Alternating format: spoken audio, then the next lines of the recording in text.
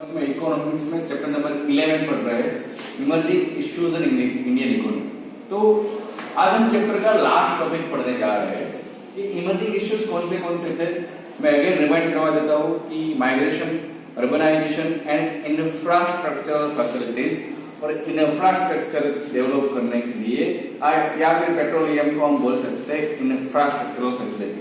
तो आज का टॉपिक है पेट्रोलियम। इंडिया में पेट्रोलियम की सिचुएशन क्या है या पेट्रोलियम है क्या। सबसे पहले पेट्रोलियम का हम इंट्रोडक्शन दे तो बोल सकते हैं it's a source of energy. Petroleum से बहुत सारी एनर्जीज मिलती है। So important source of energy is a petroleum, right. Number 2, कोई भी व्हीकल डीजल इंजन से, ट्रेन से लेके एरोप्लेन से लेके हेलीकॉप्टर से लेके छोटी सी बाइक, एक्टिवा या कार, ट्रक, कुछ भी ले लो, हर एक व्हीकल का मूवमेंट पेट्रोलियम प्रोडक्ट के थ्रू होता है, राइट। और कोई भी मॉडर्न टेक्नोलॉजी अगर इंट्रोड्यूस होती है मार्केट में तो ज्यादातर वो पेट्रोलियम के ऊपर डिपेंडेंट होती है। इन शॉर्ट, पेट्रोलियम एक ऐसा सोर्स है जिसने हमारे इकोनॉमिक डेवलपमेंट को स्पीड दी, राइट। अगर पेट्रोलियम ना होता तो वो स्पीड शायद कम होती। लेकिन हम ज्यादातर पेट्रोलियम प्रोडक्ट में डिपेंडेंट है इंपोर्ट्स के ऊपर। हमारे यहाँ इनफ पेट्रोलियम प्रोडक्शन नहीं होता है, इसीलिए हमें पेट्रोलियम के ऊपर डिपेंडेंट रहना पड़ता है इंपोर्ट के ऊपर। मतलब बाहर से हमें पेट्रोलियम की प्रोडक्ट का क्रूड ऑयल यहाँ पे इंडिया में इंपोर्ट करना पड़ता है, राइट।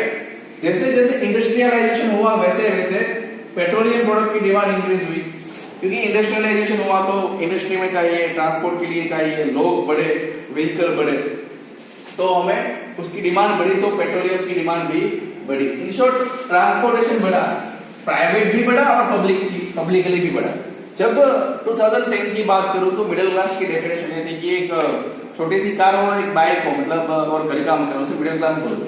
अभी एक आध दो कार होनी चाहिए, हर एक की पर्सनल व्हीकल होनी चाहिए, राइट। बच्चा अगर स्कूल जा रहा है तो एक्टिवा, मम्मी के लिए एक्टिवा, फादर की बाइक, कार। सो प्राइवेट और पब्लिक दोनों व्हीकल के यूज बढ़े, पेट्रोलियम की डिमांड बढ़ी, राइट।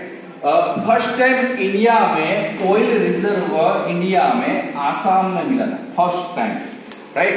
उसके बाद क्या हुआ, इकोनॉमिक डेवलपमेंट के लिए पेट्रोलियम बहुत ही इंपॉर्टेंट है, गवर्नमेंट को पता चला और गवर्नमेंट में इसी के तहत ONGC, oil and natural gas commission की स्थापना की और उसे एस्टैब्लिश किया 1959 में। Later crude oil find out करने के लिए जो है oil and natural gas commission था, उसका गवर्नमेंट ने कर दिया oil and natural gas corporation. और गवर्नमेंट को तुरंत इसका फायदा भी हुआ, पेट्रोलियम फाइंड आउट करे ONGC के थ्रू गवर्नमेंट ने। कहां पे, तो गुजरात में कड़ी, कलोल एंड अंकलेश्वर में। आज भी गुजरात और मुंबई हाई को यूज करा जाता है ऑफ शोर ड्रिलिंग पेट्रोलियम, मतलब समुद्र के अंदर से भी पेट्रोल मिलता।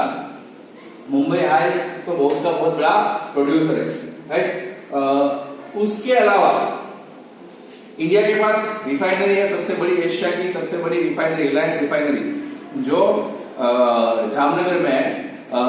दूसरी भी रिफाइनरी है इंडिया में, ऐसा नहीं है, दूसरी कंपनीज भी प्राइवेट होल्डिंग की, गवर्नमेंट की। बट जामनगर रिफाइनरी की विशेषता है कि वो है ना, गुजराती दिमाग, व्यापारी माइंड, उसने वर्ल्ड से सबसे बेकार क्रूड ऑयल मंगवा के, मतलब उसके पास इतनी अच्छी मशीनरी, इतनी अच्छी टेक्नोलॉजी है कि बेकार क्रूड ऑयल मंगवाते हैं, बेकार हो चुका, और उसे रिफाइन करके प्योर पेट्रोल या डीजल में ट्रांसफर करते हैं। तो ये उसका सबसे बड़ा प्लस पॉइंट है। वो क्रूड ऑयल इंपोर्ट भी करते हैं और वो एक्सपोर्ट भी करते हैं, फिर पेट्रोल, डीजल, फ्यूल सब बनाए, राइट। उसके अलावा पेन, मतलब इसके बारे में आप बहुत पढ़े होंगे, इसकी बाय प्रोडक्ट्स है, राइट। बहुत सारे इसका ग्लिसरीन से लेके बहुत सारे बाय प्रोडक्ट भी इसके मिलते हैं। तो ये तो वैसे बहुत बड़ी इंडस्ट्री है, बट अभी के लिए हमें पेट्रोलियम समझना है क्योंकि is a big infrastructure facility for Indian economy, for development of Indian economy, petroleum is the more important। सोचने वाली बात है, इतना सारा हमारे पास पेट्रोलियम की डिमांड होने के बाद भी इंडिया का वर्ल्ड में जितना भी पेट्रोलियम का प्रोडक्शन होता है, इसमें इंडिया का हिस्सा है 4% नहीं, बट ओनली 0.4%, सिर्फ और सिर्फ 0.4% ही इंडिया का पेट्रोलियम प्रोडक्ट में कंट्रीब्यूशन है। तो सोचो कितनी ज्यादा डिमांड, कितना कम कंट्रीब्यूशन, तो इंडिया को कितना ज्यादा इंपोर्ट करना होता। इसीलिए हमारे यहाँ अभी पेट्रोल और डीजल के भाव रेट पर लीटर 78 या 80 छू रहे हैं, क्योंकि हम बाहर से मंगवा रहे हैं और सब डॉलर के ऊपर डिपेंडेंट है। सो डिमांड बढ़ रही है और डॉलर की सिचुएशन आपको अभी पता ही है, तो इसकी वजह से रेट कहां तक पहुंचे। अगर हमारे इंडिया में कुछ प्रोड्यूस होता तो बहुत ही सस्ता होता। अब ये पूरे वर्ल्ड में इसकी डिमांड बढ़ी है पेट्रोलियम प्रोडक्ट की, तो देखा जाए तो बहुत ही कम टाइम में, बहुत ही कम ईयर्स में इसकी जो डिमांड है वो बढ़ती जाएगी और उसके सामने सोर्सेज अवेलेबल नहीं है। मतलब पिछले या बाद में फ्यूचर के कुछ ईयर्स में पेट्रोलियम की जो प्रोडक्ट है वो खत्म हो जाएगी। मतलब आप कितना जमीन से निकालोगे, वहां पे भी लिमिटेड। तो वर्ल्ड ने भी और इंडियन गवर्नमेंट ने भी सोचा कि इसके अलावा हमें कुछ और रिसर्च करना पड़ेगा, मतलब पेट्रोलियम की जगह पे हम क्या क्या यूज कर सकते हैं। तो लिमिटेड सोर्सेज की वजह से रिसर्च गवर्नमेंट ने हाथ धरा है, राइट। रिसर्च के बाद नेचुरल गैस पे आते हैं, सीएनजी कंप्रेस्ड नेचुरल गैस। तो गैस का प्रोडक्शन वर्ल्ड में जितना होता है उसमें से इंडिया में सिर्फ 0.5% होता है। इसे एनवायरमेंट फ्रेंडली भी बोला जाता है, पोल्यूशन कम करता है, राइट। और सीएनजी का या फिर नेचुरल गैस का उपयोग व्हीकल में होता है, पावर स्टेशन में भी होता है, राइट, कुछ एनर्जी प्रोड्यूस करने के लिए। बट ये भी परमानेंट सोल्यूशन नहीं, ये भी खत्म होने वाला।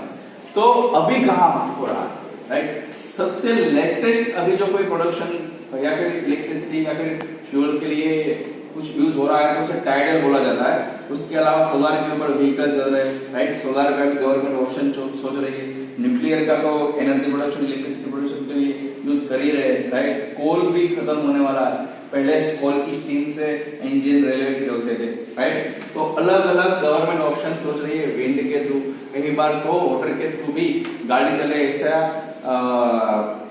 रिसर्च हुआ है, लेकिन अभी पॉसिबल नहीं हुआ है। सो गवर्नमेंट सोच रही है इसके ऊपर कुछ ना कुछ रिसर्च करना पड़ेगा। गवर्नमेंट तो सोच रही है, साथ में बहुत सारी कंट्रीज भी सोच रही है, राइट। तो ऐसा पेट्रोलियम और इंडिया की इमर्जिंग इश्यूज में भी एक बहुत बड़ा इश्यू है कि प्रोडक्शन हमारे यहाँ कम होता है और हमें बाहर से मंगवाना पड़ता है। ओके बच्चों, यहाँ पे chapter number 11 emerging issues in Indian economy खत्म होता है। एक बार रिवाइज कर लेना अच्छे से। And thank you for the day, have a nice day.